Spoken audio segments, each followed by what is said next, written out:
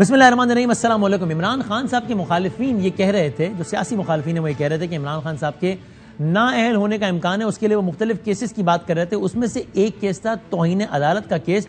اس case میں آج ایک اہم پیش رفت ہوئی ہے۔ معاملہ کیا تھا؟ عمران خان صاحب نے ایک تقریر کے دوران جج صاحبہ کا نام لے کر کہا کہ آپ کو بھی ہم دیکھ لیں گے، وہ جو بھی ان کے جو ایگزیکٹ الفاظ تھے، انہوں نے اس کی یہ تعبیر کی کہ میرا مطلب یہ تھا کہ جب ہم نے کہا کہ آپ کے خلاف ہم کارروائی کریں گے تو میری مراد یہ تھی کہ ہم قانونی کارروائی کریں گے۔ لیکن بہرحال پھر اس پہ توہین عدالت کا یہ کیس بنا، اسلام آباد ہائی کورٹ میں اس کی سماعت ہوئی۔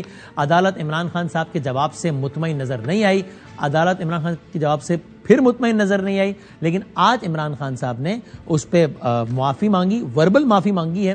اپیرنٹلی عدالت اس سے مطمئن نظر آئی، آج ورنہ فرد جرم عائد ہونی تھی، لیکن آج عدالت نے کہا ہے کہ آپ اس پہ ہمیں بیان حلفی یعنی لکھا ہوا یہ سب جمع کروا دیں، اور اس کے بعد سماعت 3 اکتوبر کے لیے ملتوی ہو گئی ہے۔ یہ معاملہ حساس بہت زیادہ اس لیے ہے کہ توہین عدالت کیس میں اگر ایک سیکنڈ کی بھی سزا ہو جائے، جس طرح یوسف رضا گیلانی صاحب کو توہین عدالت کے لیے کچھ سیکنڈز کی ہی سزا ہوئی تھی، till the rising of the court, جب تک کہ عدالت ختم نہیں ہو جاتی تب تک آپ سزا میں، عدالت ختم کچھ منٹ بعد اور سزا بھی ختم۔ لیکن اس کا اثر کیا ہوا کہ اگر آپ کو توہین عدالت کیس میں کچھ سیکنڈز کی بھی سزا ہو جائے تو آپ کسی بھی عوامی عہدے کے لیے اگلے 5 سال تک نااہل ہو جاتے ہیں۔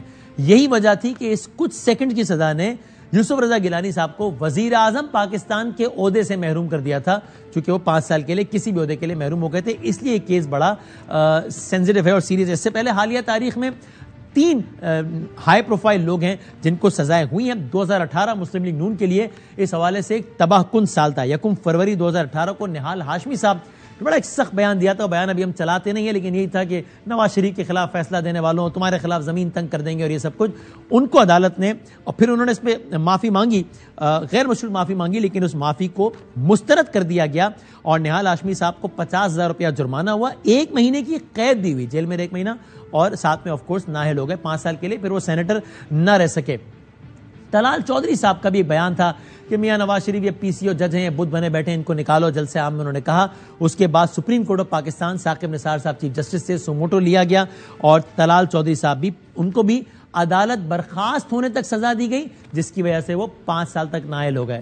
طلال چودھری صاحب نے بہرحال اس پر اس انداز سے معافی نہیں مانگی تھی، انہوں نے باقاعدہ جب معافی مانگی طلال چودھری صاحب نے، وہ اس وقت مانگی کہ جب انٹرا کورٹ اپیل دائر کی گئی۔